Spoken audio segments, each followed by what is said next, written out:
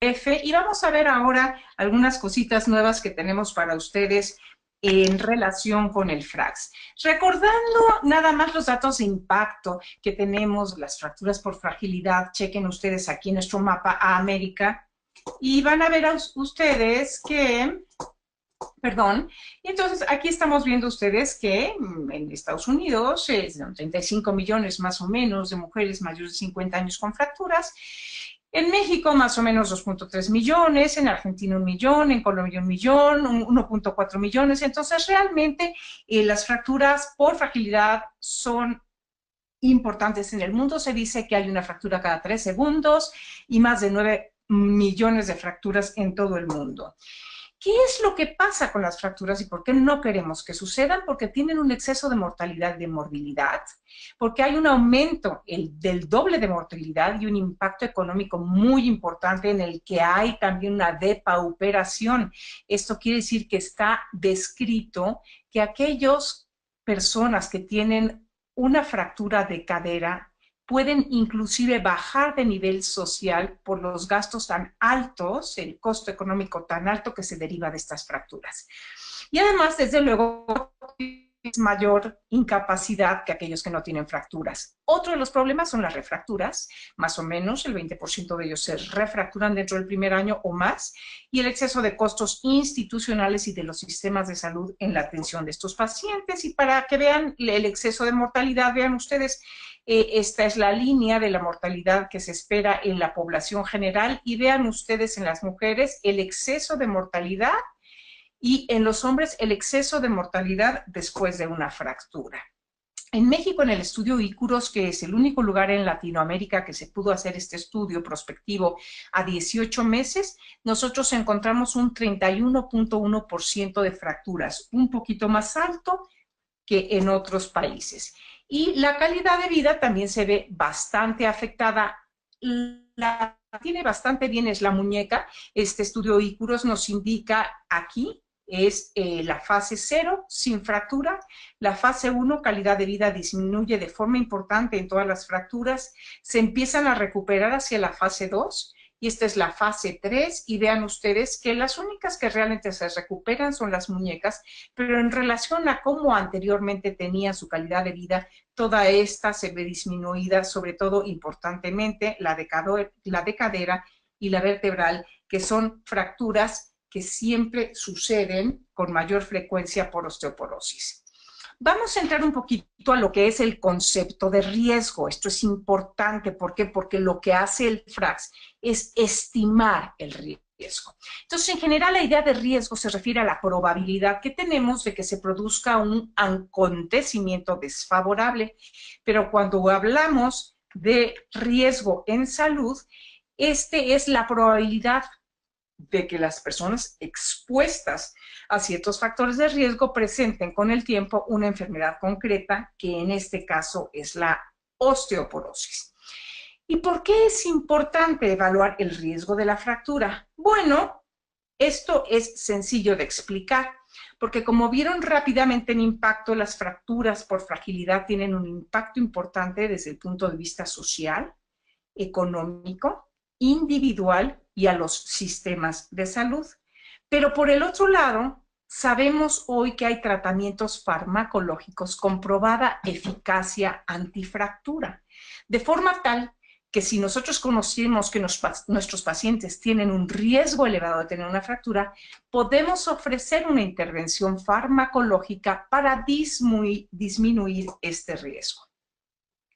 Desde 1985 se hablaba de que los factores de riesgo clínicos eran importantes, como pueden ustedes ver en este estudio de Cummings, en donde vean ustedes cómo pone él aquí por 100,000 años mujer la fractura de cadera.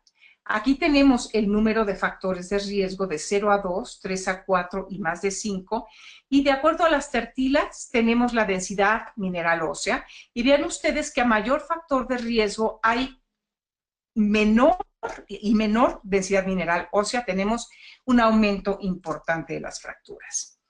Un tiempo después, Sidis, bueno, ni tiempo después, este fue casi al mismo tiempo, un año después de que se publicaran los datos de la Organización Mundial de la Salud en la clasificación de las fracturas, vimos que, si ven ustedes aquí abajo, vemos la densidad mineral ósea y estamos viendo aquí arriba las fracturas por 1000 personas años, y vean ustedes que no tenemos la necesidad de que lleven a menos 2.5 desviaciones estándar, porque antes de eso, entre 1 y menos 2.5, tenemos fracturas de forma importante, lo mismo que inclusive en aquellos cuya densidad mineral ósea es normal.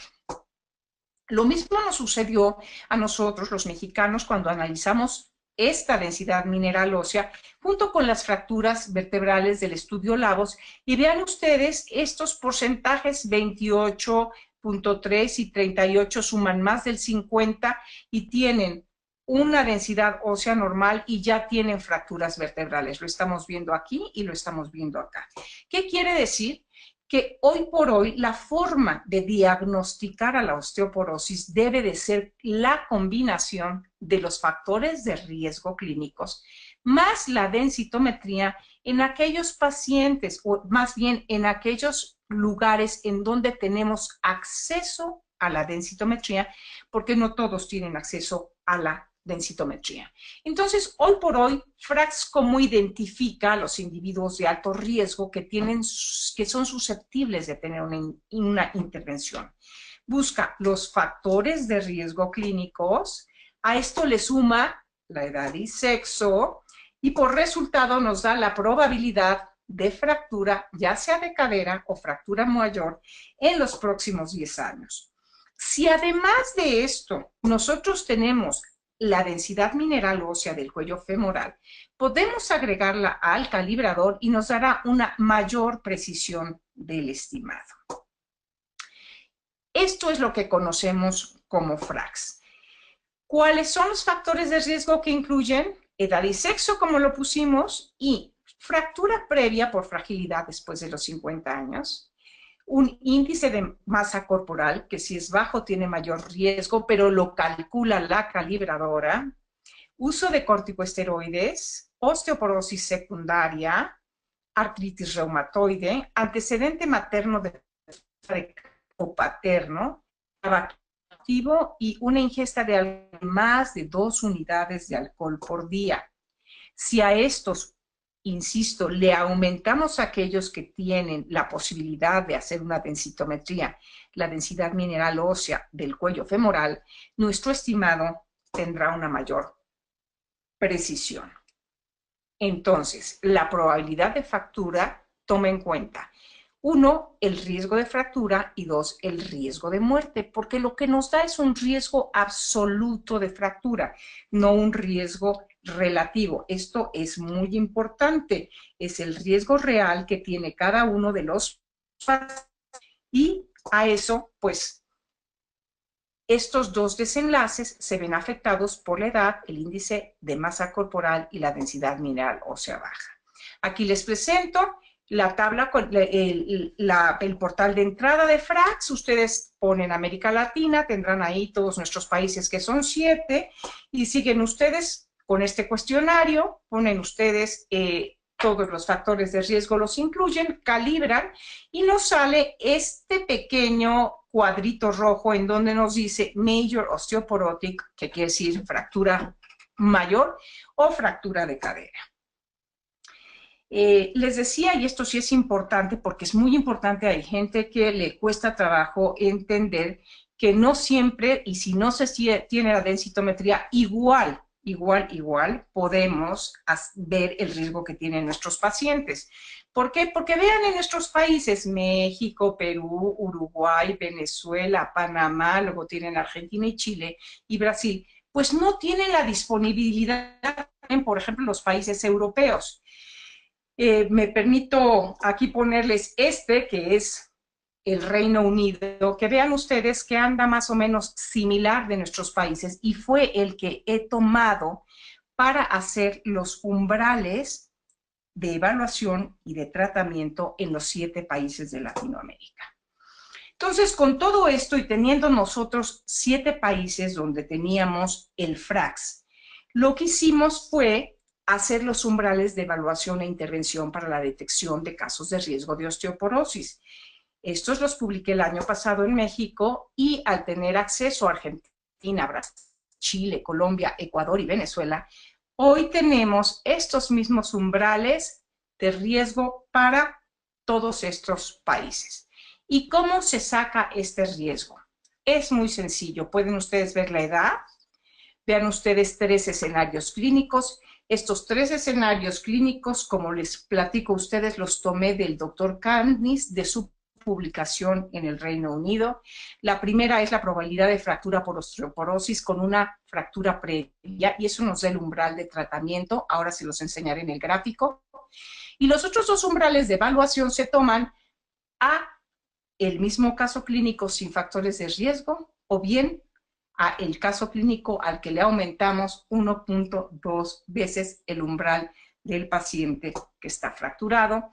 Y llegamos a estos gráficos que ustedes han visto, estos mismos gráficos para los europeos y para los americanos, y hoy los van a tener ustedes también en Latinoamérica, en todos los países que tienen FRAX.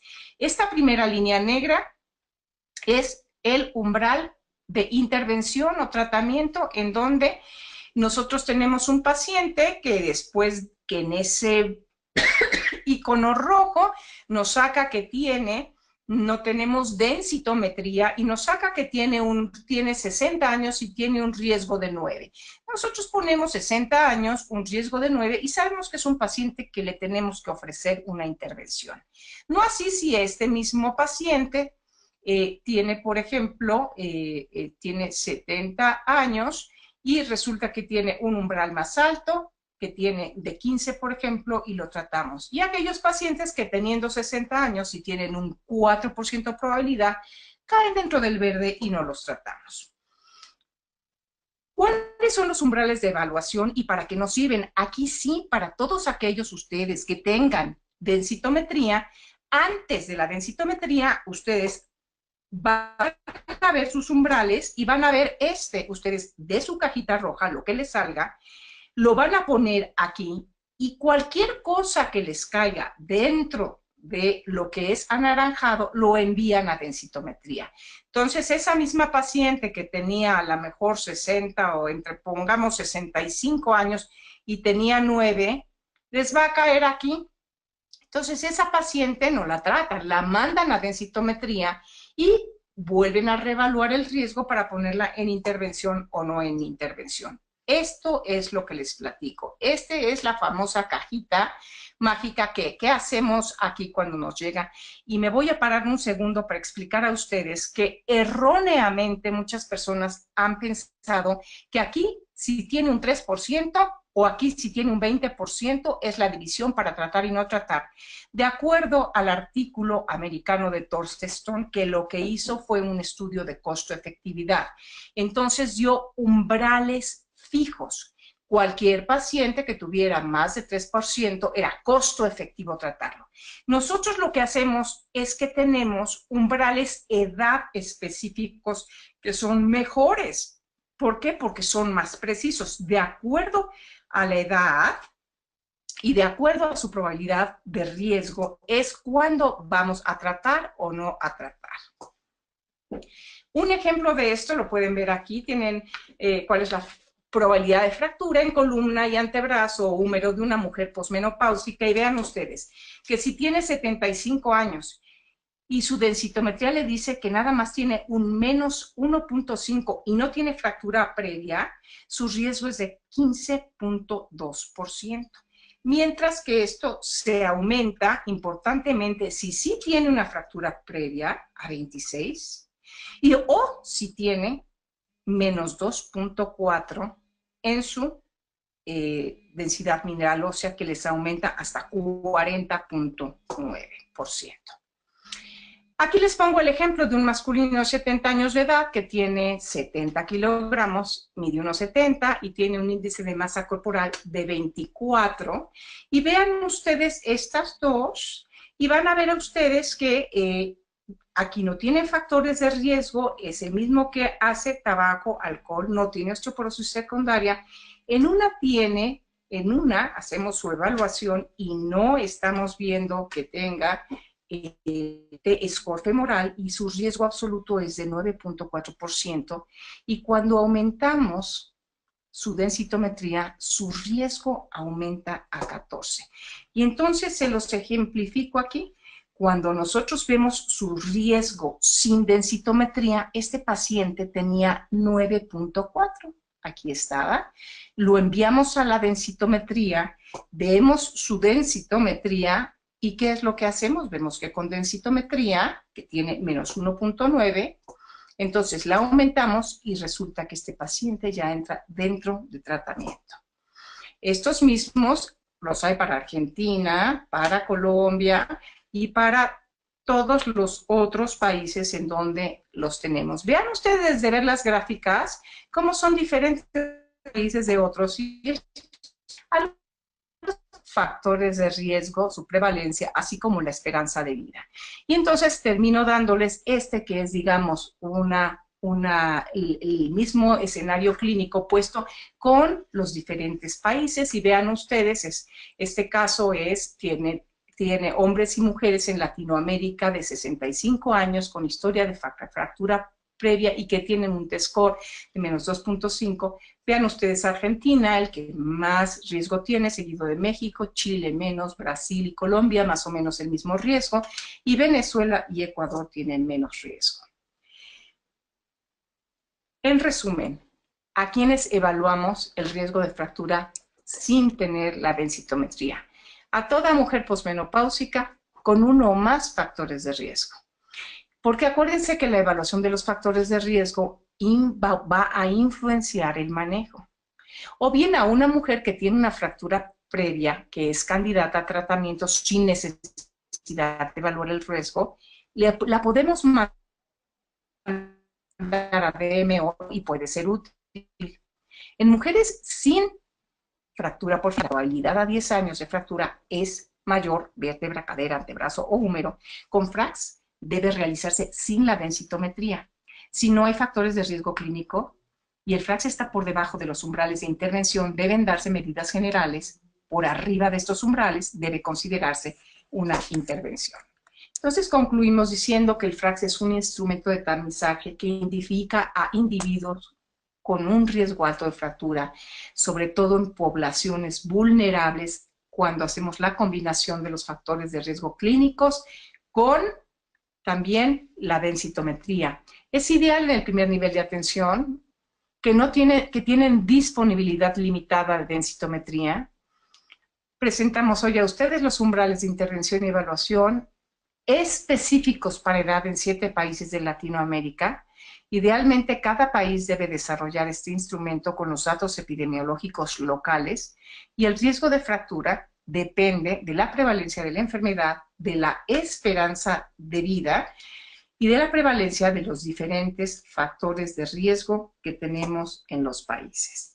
Y aquí termino para que demos paso a la doctora Claudia, que les va entonces ella a ejemplificar realmente un poco más con casos clínicos esta parte teórica que yo les he pasado. Y entonces la dejamos allá al micrófono y luego daremos la sesión de preguntas y aquí estaré yo para contestar si hay algunas. Muchas gracias, Patricia. Ahora sí pasamos a la doctora Claudia Campuzano para que pueda compartir su pantalla y empezar con la presentación. Una aclaración, estamos recibiendo preguntas. Como bien dijo la doctora Clark, las vamos a empezar a leer luego de la presentación de la doctora Claudia Campuzano. Gracias. Hola, buenas tardes, buenas noches para mí, buenas tardes para los que estén un poco más atrasados en la hora. Bienvenidos a todos a este webinar y es un agrado poder compartir estas instancias, así que espero que se sigan repitiendo y que participen muchas otras personas de América Latina. Tal como dijo Patricia, quiero mostrarles algunos ejemplos de una aplicación estrictamente práctica y tiene que ver con esta sensación a veces un poco incómoda que tenemos de valorar exactamente cuál es el riesgo de un paciente puntual cuando estamos en la consulta y queremos decidir de una forma un poco más específica si ese paciente tiene un riesgo, si amerita tratamiento y qué tipo de intensidad de tratamiento debemos darle. Todos recordarán este gráfico bastante antiguo, en que vemos que en las etapas previas a los 60 años, la densidad ósea da muy poco riesgo, y la verdad que no importa la densidad ósea que tengamos, probablemente el riesgo siempre es bajo. Pero a medida que aumenta la edad, el riesgo se hace exponencial y pasa a ser sumamente importante, pero no tenemos un número necesariamente que valore este tipo de curva cuando nos enfrentamos a un paciente específico. Tal como mostró Patricia, en este minuto está disponible en nuestra región en 7 países y tenemos el privilegio entonces de poder sacar un partido a esta herramienta mucho más que lo que inicialmente hicimos cuando teníamos estos umbrales fijos, y ahora con este tipo tenemos umbrales comparativos a lo largo de la región.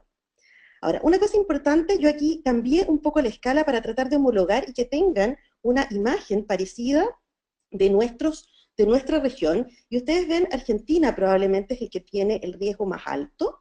Aquí está Chile, Venezuela y Brasil con una escala parecida, pero con curvas distintas. Y por último aquí tenemos México, que también tiene un riesgo más alto que el resto de la región, y los riesgos más bajos están en Colombia y en Ecuador. Y tenemos formas distintas que tienen que ver con las realidades de cada país, y por eso es tan importante probablemente de tener, ojalá, estos mismos datos en todo el resto de los países de la región. Veamos algunos escenarios clínicos. Yo aquí les puse un ejemplo. Si uno hace un FRAX para una mujer de 80 años sana, y si aplicamos el FRAX para Chile, nos va a dar un valor de fractura osteoporótica mayor. Y tenemos otro escenario en una mujer de 65 años con una artritis reumatoidea, pero que no ha tenido, y también vamos a tener un número del FRAX que nos da un valor, pero ¿qué hacemos con este valor? En México va a tener valores probablemente un poquito más altos, porque hablamos que había un poco más de riesgo en la población mexicana en general. Pero lo podemos hacer cada uno de los países de la región y vamos a tener una localización en nuestras curvas puntuales, de 65 años, en la mujer de 80 años, nos va a posicionar para tomar algunas decisiones. Y probablemente en todos estos casos de esta mujer de 80 años sana o esta mujer de 65 años con artritis reumatoidea pero sin fractura, vamos a tomar la decisión de tomar una densitometría porque cae en esta área anaranjada que nos había mostrado antes la doctora Patricia Clark. Y este es un escenario que yo calculé para cada uno de los países de la región, y aquí vemos los que nos faltaban, pero vemos que en algunos hay realidades un poquito distintas, como por ejemplo en Ecuador, o por ejemplo en Venezuela, que nos posicionan incluso sin haberle hecho una densitometría, ya en un rango que podría ser tratado ese paciente. Eso nos da una idea de lo que nos permite hacer si extrapolamos entonces cada vez que nosotros tengamos una paciente y calculemos el FRAX. Veamos otro ejemplo. Una mujer de 62 años con antecedentes de ser fumadora, en este caso es argentina, tiene un índice de masa corporal normal y si le aplicamos el FRAX nos aparece un riesgo de fractura osteoporótica mayor de 9.5 y de fractura de cadera de 2.2. ¿Qué hacemos con esta paciente? Si usáramos los umbrales fijos, parece un riesgo bajo. ¿Qué haríamos? No tenemos densitometría. ¿La podemos tratar? ¿No la vamos a tratar? ¿Le vamos a hacer otro estudio? Bueno, eso es lo que nos permite extrapolar estos datos a una curva. Entonces, la tenemos aquí a esta paciente. ¿Cuál sería la conducta lógica ahora haciendo este escenario? Probablemente todos están pensando en sus casas. Obvio, le tenemos que hacer una densitometría ósea. Y eso es lo que nos permite hacer esta extrapolación a este gráfico propio de cada región. Si tenemos la misma paciente ahora, pero la transformamos en vez de argentina en colombiana, hacemos el mismo ejercicio, tenemos un valor de riesgo de fractura osteoporótica mayor y tenemos la misma duda. ¿Qué hacemos? ¿La tratamos? ¿No la tratamos? ¿Le hacemos densitometría? Ok. La ponemos en nuestro gráfico, este es el caso de Colombia, y nos aparece hacer una densitometría, que es lo que clínicamente sería correcto hacer. Y si le hacemos la densitometría, recalculamos su FRAX. y al recalcular su frax, la vamos a localizar ahora en el mismo gráfico, pero ya no necesitamos el área anaranjada. ¿Y qué es lo que nos aparece? Este frax, que parece bajo, cae en un ámbito de riesgo que obviamente obliga a que esta paciente, que tenía estas condiciones específicas, sí sea necesario tratarla, y la decisión del tipo de tratamiento será del médico tratante, pero es una paciente que tiene un riesgo elevado de fractura. Ahora, ¿qué es lo que estamos haciendo? Lo que estamos haciendo es visualizando el riesgo. Los números no siempre nos dan una imagen. Esto es hacer que este riesgo se transforme en una imagen específica que nos da un posicionamiento visual del riesgo de un paciente específico. Entonces, sigamos tratando de ver este riesgo. Aquí tenemos otro caso clínico, una paciente mujer de 62 años, con un índice de masa corporal también normal, y que tiene como factores de riesgo ser fumadora, tener una madre con una fractura de cadera previa, no tiene otros factores, y tiene una densitometría en la cadera en que muestra que tiene osteopenia con un T-score de menos 1.8. Este valor la sitúa en este riesgo, pero no nos dice tanto ese riesgo. Para hacer un juego un poco, juguemos variando el riesgo, que es lo que acaba de hacer Patricia. ¿Qué pasa si esa paciente tuvo una fractura? Bueno, fíjense lo que nos varía el riesgo, y concretamente aquí el número se nos hace importante. Probablemente este número nos impulsaría a tratarla. Pero ahora si lo graficamos en esta forma de ver el riesgo, se nos hace el escenario sin fractura personal, y este es el escenario de la misma paciente si tuvo una fractura personal. Se dan cuenta que es muy evidente ver el riesgo de esta paciente puntual. Sigamos un poco en este juego de hacerlo aplicable a casos concretos. Si tenemos una paciente de 60 años, que es tabáquica, una fumadora que tiene un T-score en cadera de menos 2.5, por lo tanto, estrictamente osteoporótica, y si comparamos un escenario de este tipo de riesgo versus una paciente de 84 años, también fumadora, pero con una densitometría en menos 1.4.